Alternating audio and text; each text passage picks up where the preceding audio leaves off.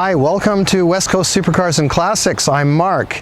Today I'm planted in front of 3 Point Motors in Victoria here, and thanks to Ken Dinage of 3 Point Motors for hooking me up with an EQE sedan today.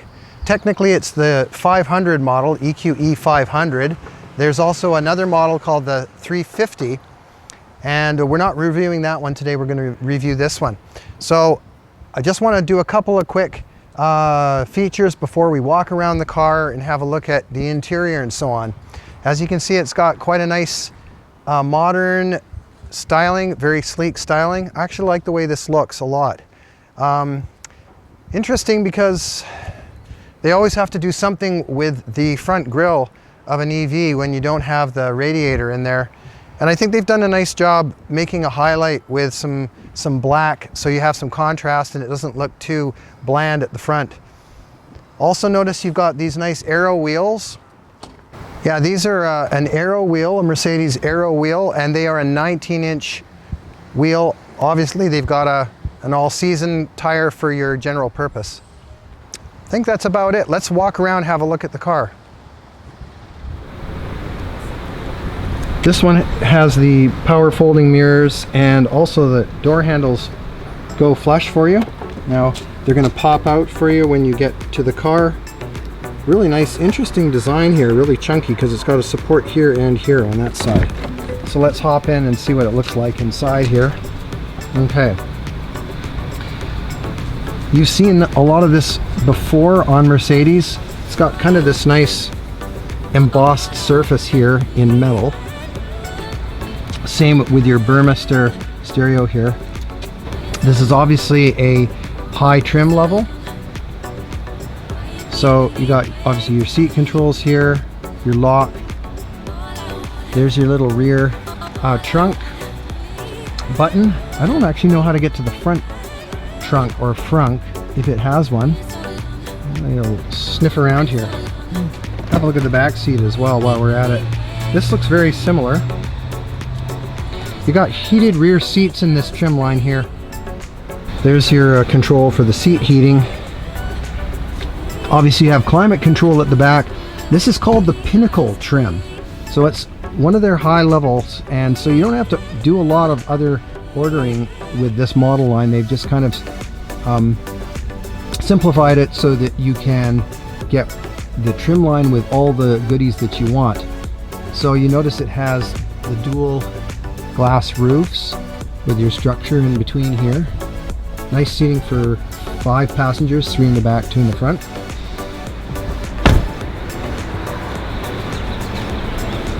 And before I sit down into it, I'm going to just show you the trunk and the front, if there is one here. So now, as I've since discovered, actually this does not have a frunk. So that's why I didn't find an opening for it. Too bad, because it looks like it would be a really cool frunk if it did open up there. The charge port is located on the passenger side here. It uses a CCS connector and is a 480 volt system. It'll charge at 170 kilowatts. It'll get you from 10 to 80% in about 32 minutes. It's got a really good sized trunk, as you'd expect for this sort of vehicle. Not only does it have auto open and auto close, but it also will fold the rear seats down for you automatically as well. Very handy.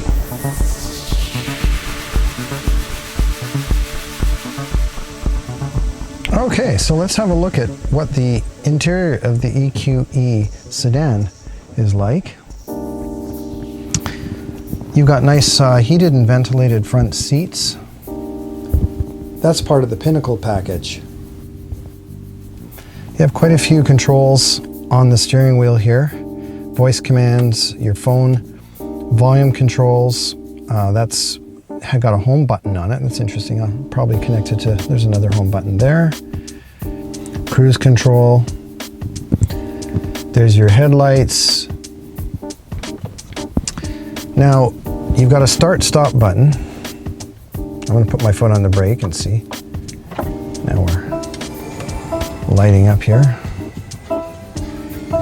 So there's a rectangular screen in front of you with your speed, your power level. Then you got some, probably some other information. There's kilometers here and some, lane keep assist and steering assist and so on, that kind of stuff in there. Okay, your basic controls. That's kind of nice. I like the sort of, not halo effect, I don't know what you'd call this effect here. It's kind of a fancy lighting effect. Also, if you notice, even though it's bright in daylight, there's a nice highlighted LED color around the car. Do you notice it's changing color now? It's going turquoise, now it's going blue. So this is part of this trim line as well. Here's a large screen which is nicely integrated into the center console. I kind of like that. It's not sticking out like somebody's iPad or whatever. And I don't know what you'd call this aspect. It is not really portrait because I would say it's more landscape. It's got your haptic touch here. 21.5, say. Oh, you got dual, let's go. We'll go auto. Let's set this.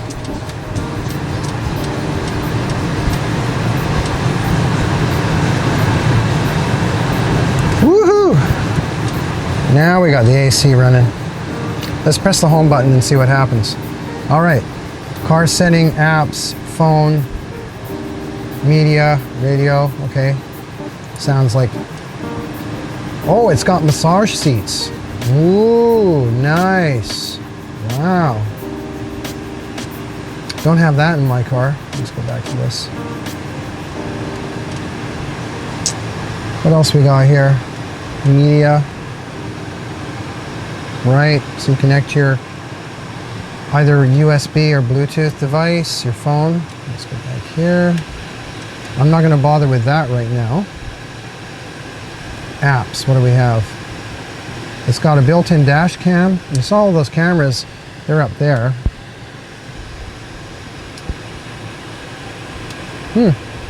Beginner mode, valet code, kind of cool.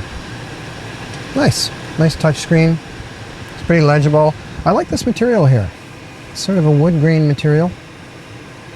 And then you've got, this is a very similar to, it's kind of a dense, soft material. It's not an Alcantara type because it's not fuzzy. It doesn't have a pile to it at all. But it does have stitching.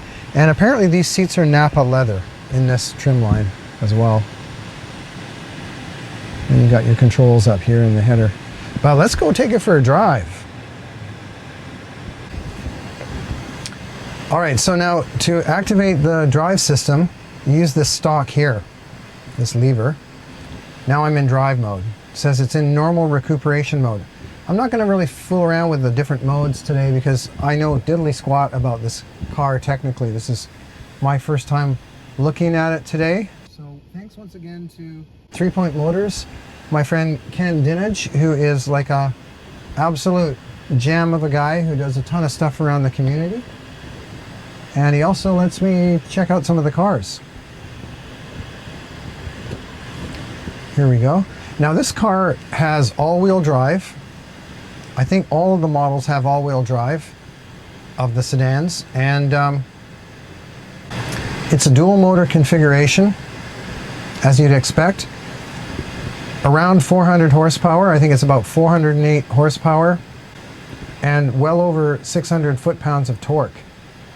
So I'm interested to see what that's going to be like. Would help if the light would change so we can move. I'm definitely sitting higher up in this car than in our Taycan. And that's a pretty low car to get into. So it's a great car to drive, I love it.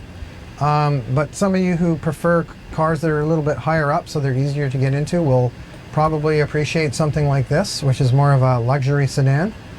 I'm going to actually move the seat down a little bit too, and forward. So I'm adjusting that while we drive, just to get my seating position. Obviously this has memory seats. Have I sunk down now? I'm definitely lower down in the car. That's kind of nice. Getting in and out was no problem. I'm going to check the rear visibility now. It does have kind of a typical narrow rear window, I noticed that's very common on a lot of cars these days, but the visibility looks good. Out the front is really good. Obviously the front of the car is low, so you don't have any issues that way at all. All the cars come with 90.6 kilowatt hour battery. But the power levels are different. The range on this one is supposed to be well over 400 kilometers. First impressions driving it is it's very smooth. Steering is nicely weighted. It's an electric assisted steering, of course, as you would expect. Wow, we are just in construction central here, so I'm trying to think of what I'm going to do to get out of here. Maybe I'll beat it down quad. One eternity later. One thing I like about this kind of design of car is that if you haven't driven an EV before, it's pretty similar to anything you've driven. It's not radically different. You have a large screen in front of you, which is also typical of gas cars and trucks. So that's not going to be different for you. You got your nav system and your controls. You have a lot of little buttons that hold some of the functions. You have the control stalks that you're used to. You have your steering wheel. Really nothing else to do. Once you put it in drive, you're good to go, and it's just like driving any old automatic. With the all-wheel drive and the torque of the electric motors, obviously you're going to find the power delivery is really nice and smooth. You don't have to wait for the motor to get up on revs and up on cam before it makes any power. So, you know, you're going to find that very convenient when you're trying to merge into traffic, onto the highway, stuff like that. You want to have some power reserve.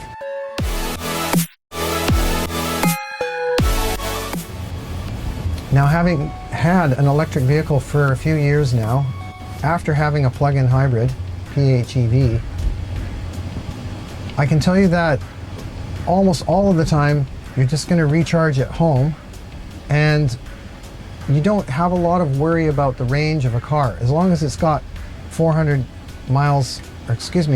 kilometers or more, you're good to go. And you won't have a lot of range anxiety, quote unquote. Unless you're on a very long road trip, then you have to do your planning for your trips. So, you know, I wouldn't get hung up on either the power output past a certain point or the range past a certain point. For most drivers, over 400 kilometers is going to give you tons for daily driving. You're not going to be charging up at home more than maybe a couple of times a week if you're an average driver.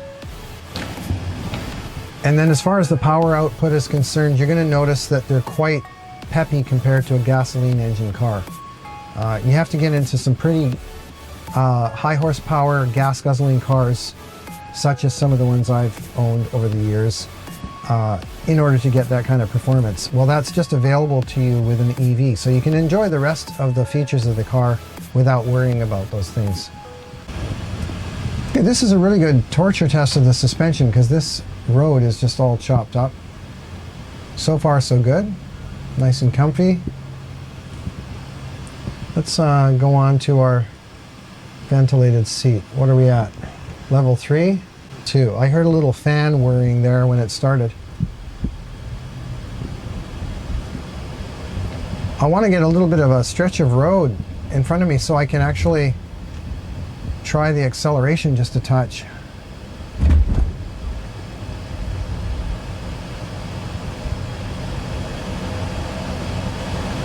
Yeah, I have to say this thing is really very pleasant to drive. I'm just checking out the brake feel right now. That was the first time I'd really gotten the car up to speed. Checking the brakes. Does it have a hill hold? Oh, it does. Look at this. We're going downhill. It's got a hill hold function. Nice. So if for some reason you took your foot off the brake, the car isn't going to roll all over the place. Going over some speed bumps. No problem at all. The suspension feels quite nice, actually. It's quite pleasant. Let's go a little faster over it. No, it feels very good. Very well damped. Wonder what the cornering's like. Let's get into the throttle a little bit here.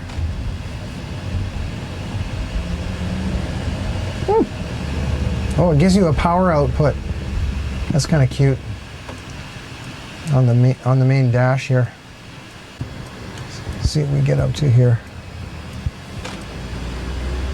70%.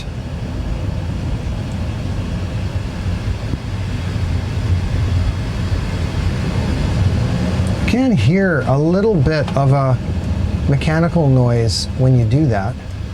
It's quite interesting. It's kind of a lower frequency, kind of muted sound. I want to see what the car settings are in terms of the driving. I don't know what this has, what you're allowed to do with it. It's vehicle comfort, dynamic select. What is that? Drive, sport, comfort. Okay. How do you get the car to go into sport mode? That would be a nice thing to know. I got the steering in sport, it says here. Sound is in sport. Let's go into ESP, a stability system. Let's go to the sport electronic stability. That should firm up the shocks a little bit. It's got an eco and a comfort and a sport.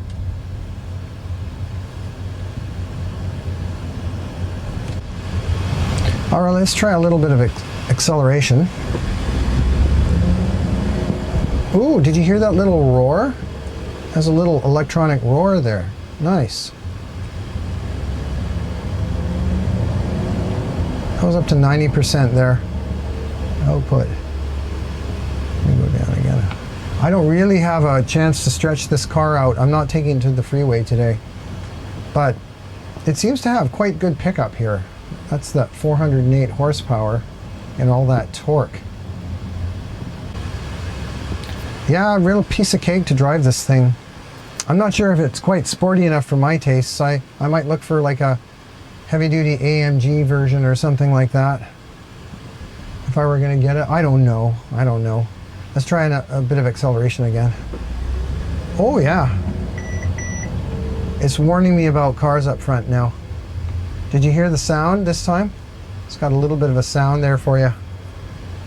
I'll tell you the truth, after having a really fast EV for a few years, for daily driving and daily use, you can't really use the performance.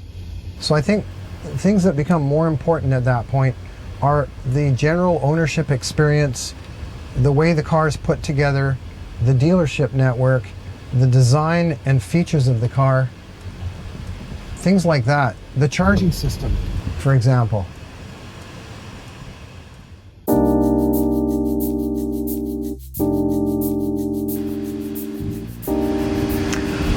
Let's talk a little bit about pricing. You can get into these, the base MSRP is around 95 grand Canadian. And the car you see here, before freight PDI and all that kind of stuff, is roughly in the low 120 range. So you're looking at about just a hair under 110,000 before all of the add-ons and everything that you see here, the Pinnacle trim line that it has. Remember that this is completely loaded, it's got everything under the sun. And while I'm at it, I should talk about some of those features, because they are really extensive and bewildering for me. So besides, remember what we've got here. We've got heated seats, ventilated seats. We've got heated seats in the rear. This particular model has all-wheel drive and all-wheel steering. It has the 400 and some horsepower, higher power motors. 90.6 kilowatt hour battery. It's got Napa leather seats. You've got upgraded stereo system here. Looks like the Burmester system. Those are really expensive actually. I think that's all lumped into the package, if I'm not mistaken. So this is a very high level here. It has a boatload of automatic safety features. I can't even begin to describe all of the things that it's got, besides all the cameras that it has, dash cam built in, all that kind of stuff. So right now I'm going to read you a list of all the features, the safety features, okay? I'm going to do a Matt Farah on you here, so I'm going to have a list here because there's no way I can remember all this stuff off the top. Okay, so it's got 64 color LED ambient lighting. It has active distance assist. It's called Distronic. Active steering assist, active lane keeping assist, active lane change assist, evasive steering assist, active brake assist with cross traffic function, front and rear cross traffic alert with pedestrian detection and automatic braking, active emergency stop assist, active speed limit assist, enhanced stop and go, active blind spot assist, exit warning assist. Lots of stuff in here. There's an interesting feature that I read about, which I hadn't heard of before, but this sounds really interesting and useful. Here's the thing. Standard is car to X communication. It says here, in the future, cars will be able to communicate with each other over the airwaves. Now, why would they need to do that? What it says here, and this sounds really interesting, every new EQE can automatically alert a central notification system of certain dangers, from detected wheel spin to the use of hazard flashers or even windshield wipers. The system can then alert other drivers with car to X via in-dash displays or announcements, allowing precautions to be taken before reaching the hazard. That's pretty cool. So yeah, all in, you know, you've got a lot of features in this car. It's just packed with stuff. Well, that's a wrap for my very first time driving the new Mercedes EQE Sedan. First impressions are that it's a really nice car. Yeah, it's well put together, super solid and smooth to drive, which you would expect. And I'd highly recommend that if you're looking for the luxury type family sedan, that you come and have a look at this. I want to thank my friend Ken Dinage and his team at 3 Point Motors in Victoria for allowing me to check out the car today. I look forward to doing some more of those. Thanks again for watching. It's a lot of fun making these videos, and we'll hopefully make a few more on the Mercedes EV lines coming up. We got a sneak preview of something that I might get a chance to show you next week. But for now, that's it, and please like and subscribe to the channel, and hope to see some of you out at the July 30th Victoria Sport and Import Car Show at the Saanich Fair. I'll put a link up there above for you. Until next time, see you later.